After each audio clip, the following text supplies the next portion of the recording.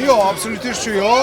Prishtina është një koqire e lojrave mesdhetare. Lojrat mesdhetare hapja duhet me qenë në kryeqytet, sepse kryeqyteti është një koqir, është Prishtina 2026.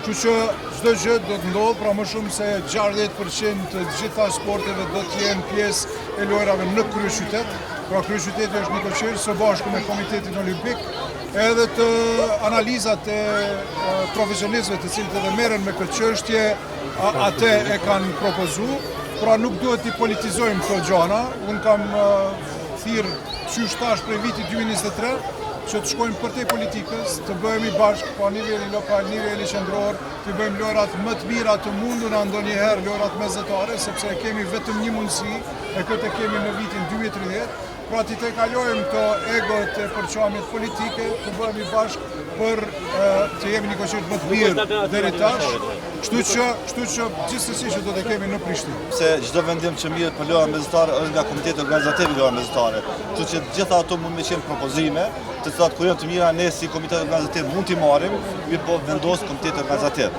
Ne vendosëm dhe madjena i dërgojmë në Komitetin të Lojrave Mesdhetare në ICMG dhe ata dhajnë vendimin e fundit. Kështu që çdo vendim pra mirët në OCMG.